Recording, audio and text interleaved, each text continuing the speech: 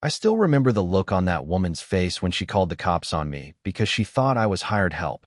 What she didn't know was that by the end of the week, she'd be sitting across from me asking how to get police patrols back into her neighborhood.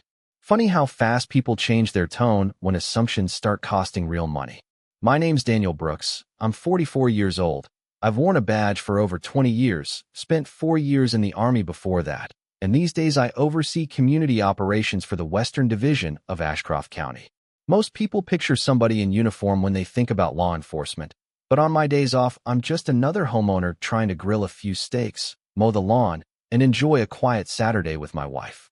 We live in Willow Ridge Preserve, one of those neighborhoods where every mailbox matches, every lawn is trimmed like a golf course, and everybody smiles just enough to make it seem friendly until you realize they're spending more time watching each other than talking to each other. It's beautiful, I'll give them that. Stone entry gates, little fountains that never seem to shut off, flower beds changed with every season, monthly HOA dues that could probably cover somebody's rent across town. And yet somehow the prettiest places always seem to hide the ugliest conversations. My wife had been asking me all week to stop putting work ahead of everything else, so Memorial Day weekend I promised her I'd do exactly one thing: be home. No radio on my hip, no phone glued to my ear, no meetings, no emergencies unless the world literally caught on fire.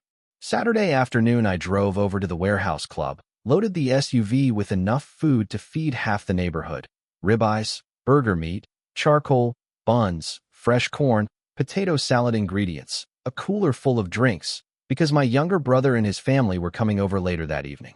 I was wearing an old Army t-shirt that had faded so much it barely showed the logo anymore, gym shorts, beat-up sneakers, and honestly, I probably looked like every other dad hauling groceries home before a cookout. I pulled into my driveway, opened the back hatch, grabbed 2 grocery bags, and before I even reached the garage, I heard somebody whistle. Not the friendly kind, the kind people use when they're calling someone over. I turned and saw a young guy standing by the community pool with about 10 people around him. Couldn't have been older than 23. Sunglasses, expensive swim trunks, drink in one hand, confidence pouring out of every word before he even spoke. "Hey, finally, bring those over here." I looked behind me because for a second I honestly thought he was talking to somebody else. He waved harder. "Yeah, you. The food. Cabana 2. I laughed because I figured he was joking. "Sorry, man. Wrong guy." I picked my bags back up and started walking again. "Hold on," he yelled louder this time. "Didn't the HOA hire you?" I turned around. "Hire me for what?" "The barbecue. Catering. Those steaks are ours." I stared at him for a second, then looked down at the grocery bags in my hands before smiling. "No, they're mine." His face twisted into complete confusion, like his brain couldn't process the answer. "You live here?" "Sure do." "Which house?" "That one." I nodded toward my driveway where my garage door was still open. He actually laughed. "Come on, seriously." "I'm serious." "No offense," he said, even though everyone knows those words usually mean the opposite. "I've just never seen you around." "That's because I work a lot." "Doing what?" I could have told him exactly who I was right there. Could have mentioned the department, the years, the job title, but something inside me has always hated leading with a badge. Respect that depends on a uniform isn't respect at all. So I shrugged. "Public service." That answer somehow made things worse. He pulled out his phone while never taking his eyes off me. A couple of people by the pool started whispering. Nobody said anything ugly out loud, but I've lived long enough to recognize that look. The one where people decide who you are before they ask your name. A minute later, a woman walked over carrying one of those thick HOA binders like it was the Constitution itself. Mid-50s, perfect hair, pressed white pants, designer sunglasses hanging from her collar, the kind of smile that never reached her eyes. "Good afternoon," she said in the sweetest voice imaginable. "Can I help you?" "I live here," I answered. "House 14. She flipped through her binder without even looking at me. "I'm sorry, I don't believe you do." "Well, I definitely pay the mortgage every month." A couple people chuckled, but not enough to break the tension. "Sir," she continued, "we have several vendors working this weekend. If you're delivering food, we can direct you to the correct recreation area." "I'm not delivering anything." "Then why are you carrying commercial quantities of meat?" I actually laughed out loud. "Because my family likes to eat." She didn't laugh. Instead, she looked past me toward my SUV as if she were inspecting evidence. Would you mind showing identification? For walking into my own house. It's community policy. No, it isn't. That caught her off guard because she knew I was right. HOA rules covered guests, contractors, event permits, landscaping, paint colors. Nowhere did they say homeowners had to prove they belonged every time someone felt suspicious. I pressed the garage remote. The door started opening wider, and I stepped toward it. She raised her voice just enough for everyone at the pool to hear. Sir, refusing to cooperate may force us to contact law enforcement. I stopped, took a slow breath, and looked back at her. You're welcome to call whoever you think you need. She pulled out her phone immediately, put it on speaker, and started describing me to dispatch while I stood less than 20 feet away carrying grocery bags for a family barbecue. Listening to someone calmly describe you as a possible trespasser while you're standing in your own driveway is one of the strangest feelings you'll ever experience. I didn't argue. I didn't interrupt. I simply carried my groceries inside, closed my front door, and somewhere deep down I had the quiet feeling that this story wasn't going to end the way anyone standing by that pool expected. About 30 minutes later, my phone buzzed across the kitchen counter while I was seasoning steaks with my brother, and the second I saw the caller ID, I couldn't help smiling. It was my assistant director, Mark Ellis, a guy I'd worked with for almost 15 years, the kind of man who could keep a straight face during a hostage negotiation, but would completely lose it over something ridiculous. I answered, and before I could even say hello, all I heard was laughter. Real laughter, the kind where somebody has to stop and catch their breath. Danny, he finally managed to say, please tell me you're not the aggressive trespasser stealing barbecue supplies over at Willow Ridge. My brother looked over at me, confused, while I leaned against the counter and laughed right back. Word travels fast. Fast? Dispatch has been replaying that call for the last 20 minutes. Half the room knows it's your address. I shook my head. Well, now everybody has something to laugh about. Mark's tone shifted just a little. You okay? Yeah. Embarrassed? Maybe. Angry? Not really. That wasn't entirely true. I wasn't furious, but there was something heavier than anger sitting in my chest. It wasn't about being mistaken for a caterer. I've been underestimated my whole life. Army first, police academy later, promotions after that. Every step came with somebody quietly deciding I didn't belong before I ever opened my mouth. You learn to live with it. What never gets easier is realizing it followed you all the way to the neighborhood you call home. After dinner, I sat on the back porch long after everyone else had gone inside. The grill was cooling off, crickets had started singing, and I kept replaying that phone call in my head. Not because it hurt my pride, because it reminded me of something I had signed almost 4 years earlier. Willow Ridge wasn't just another subdivision. Back when burglaries had started creeping into affluent neighborhoods across the county, the HOA had approached our department asking for a voluntary community safety partnership. It wasn't mandatory. It wasn't something taxpayers funded. It was an optional contract that neighborhoods could purchase if they wanted extra patrol visibility, vacation house checks, neighborhood crime analysis meetings, emergency planning assistance, and priority coordination whenever legal resources allowed. We were always careful to explain the difference. Nobody could buy better law enforcement. Emergencies would always be handled based on urgency. But communities could pay for additional preventative services that went far beyond standard policing. The contract had been reviewed by county attorneys, approved by the Board of Supervisors, and renewed every year since. Monday morning, I arrived at headquarters before sunrise. The building was quiet except for the cleaning crew and a couple deputies finishing overnight reports. I poured myself terrible coffee, unlocked the contract archive, and found exactly what I remembered. Section 8. Participation could be suspended if an organization knowingly submitted false reports, interfered with emergency resources, or engaged in conduct that seriously undermined cooperative public safety efforts. I read that paragraph 3 times. Then I requested the audio recording from dispatch. Listening to it in my office was different than hearing it live. The HOA president's voice sounded calm, almost rehearsed. She described an aggressive individual refusing to leave private property, possibly stealing association property, refusing to comply with management. None of it was true. She never mentioned that I claimed to own the house.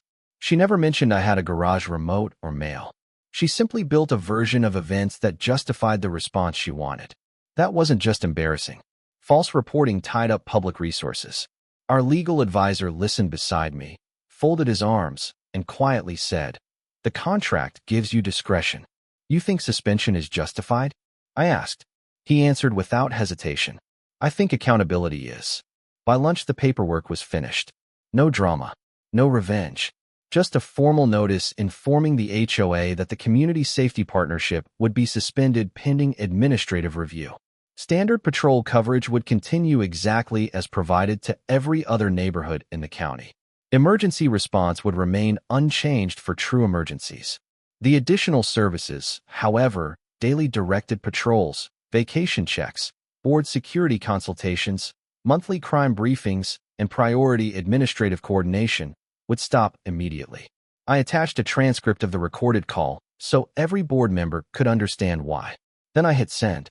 The first response arrived 23 minutes later. The HOA secretary insisted there had been a misunderstanding. Another email claimed emotions had simply been running high because of holiday traffic. A third message asked whether the suspension could remain confidential so residents wouldn't become concerned. I politely declined.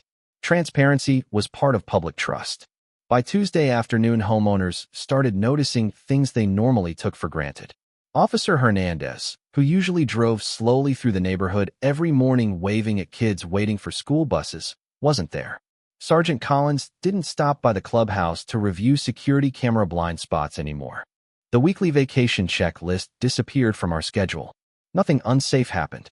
Life simply returned to the same level of service every neighborhood received. Funny enough, that alone made people uncomfortable because they had grown used to privileges they barely noticed until they disappeared. Wednesday morning, an elderly resident called the HOA office upset because someone had taken 2 packages from her front porch overnight. The theft itself wasn't unusual. Porch pirates had become common everywhere. But what frustrated her was hearing that nobody had requested extra patrol attention because there was no longer a partnership agreement in place. That afternoon, another resident complained about teenagers cutting through private walking trails. Thursday, a landscaping company reported suspicious individuals photographing vehicles near the clubhouse. Every little inconvenience suddenly became evidence that the neighborhood was falling apart, even though statistically nothing significant had changed. Perception can be stronger than reality once fear takes hold. Meanwhile, I went about my week exactly as always. Staff meetings, budget reviews, community outreach events, school safety planning. I never mentioned Willow Ridge unless someone specifically asked. Most of my deputies respected that. A few teased me anyway. One detective left a catering menu on my desk with "Reserved for Chef Brooks" written across the top. I laughed harder than anyone else because if you can't laugh at yourself in this job, it'll eat you alive. By Friday morning, the HOA requested an emergency meeting. They wanted to discuss restoring the partnership. I agreed to meet that afternoon at headquarters instead of the neighborhood clubhouse. Neutral ground. When they arrived, everything about them had changed. The confident smiles were gone. The HOA president, Linda Mercer, looked exhausted. 2 board members carried thick folders full of resident complaints. Their attorney sat quietly at the end of the table, saying almost nothing. I welcomed everyone, offered coffee, and waited. Linda finally spoke. "Commander Brooks, first, I owe you an apology." I didn't interrupt. She continued, her voice noticeably softer than it had been in my driveway. "What happened Saturday should never have happened." "No," I answered calmly, "it shouldn't have." She nodded. "Our board would like to restore the partnership immediately." I slid a revised agreement across the table. "Before we discuss restoration, we need to address why it was suspended." The attorney adjusted his glasses while Linda opened the folder. She stopped halfway through the first page. "These are additional conditions." They are. The new agreement required mandatory annual board training on bias awareness, emergency reporting procedures, and responsible interaction with public safety personnel. It also required that any future emergency calls made by board representatives involving homeowners be reviewed internally before contract renewal each year. Finally, because restarting specialized services required reallocating personnel and scheduling resources that had already been assigned elsewhere, there would be a reinstatement fee along with a longer renewal commitment. One board member leaned back in disbelief. "This is expensive." I met his eyes. "False accusations usually are." Silence settled over the room. Nobody argued. Nobody raised their voice. For the first time since Saturday, they weren't speaking to a stereotype they'd invented in their minds. They were speaking to the homeowner they never bothered to know, and somehow that simple difference changed the entire conversation. The attorney closed the folder, looked at Linda, then quietly said, "Legally, these terms are reasonable." Linda exhaled slowly, stared at the agreement for several seconds, and reached for a pen. She hadn't signed it yet, but I could already tell she understood something that would matter far more than the money, because once trust is broken inside a community, rebuilding it takes far longer than writing a check. Linda sat there with the pen in her hand for what felt like a full minute before finally signing her name. One by one, the rest of the board followed. Nobody looked happy about it, but this wasn't supposed to be a victory lap for me or a punishment for them. It was about restoring trust after they had broken it so casually. The reinstatement fee was wired over the following Monday. The new agreement went into effect later that week, and our community officers gradually returned to the neighborhood. Officer Hernandez was back waving at kids walking to school. Sergeant Collins resumed monthly security meetings. Vacation house checks restarted before summer travel season. On the surface, everything looked exactly like it had before, but underneath it felt different. People who had never spoken to me before suddenly stopped while walking their dogs to introduce themselves. Some apologized directly. Others found quieter ways to say they were sorry, dropping off homemade cookies, inviting my wife and me to neighborhood cookouts, asking if we'd like to join the community charity committee. I appreciated the gestures, though I also knew guilt can sometimes be louder than kindness. The apology that mattered most came a few days later during the monthly HOA meeting. The clubhouse was packed. Word had spread quickly, and nearly every homeowner showed up. Linda stood behind the podium holding a prepared statement, but halfway through she folded the paper in half and spoke from the heart instead.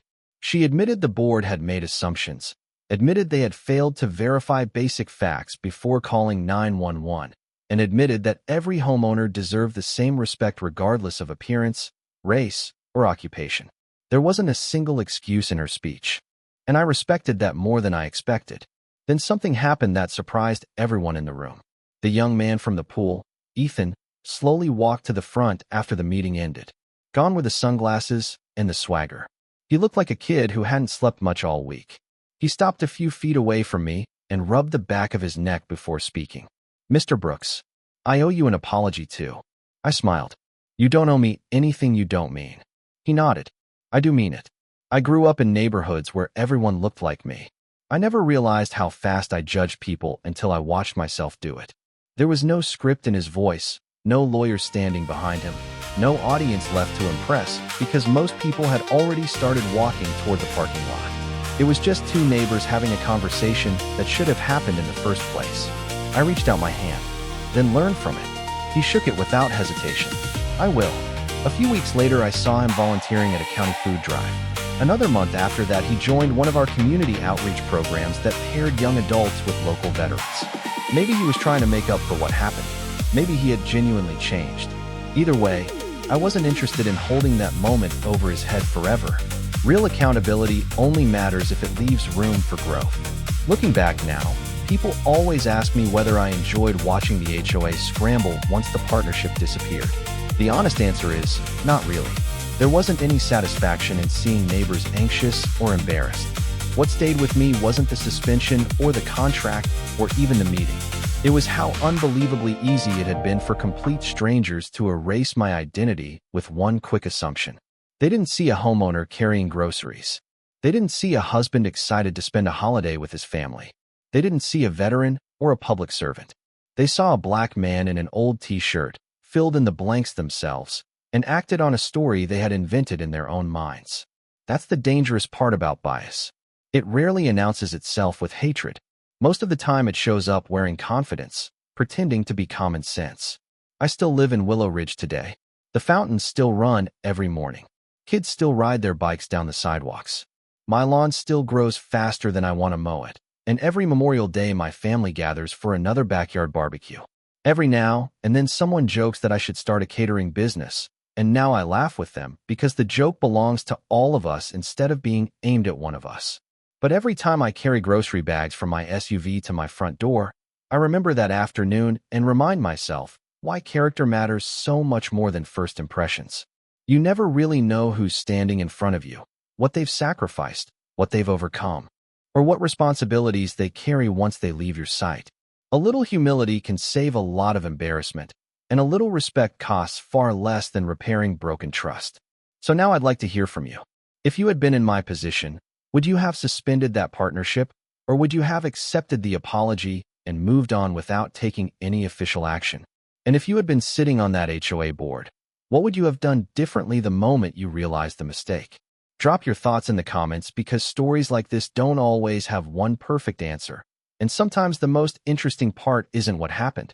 It's the conversation that happens afterward. If you enjoyed this story, don't forget to like the video, subscribe to the channel, and share it with someone who's ever been judged before they had the chance to introduce themselves.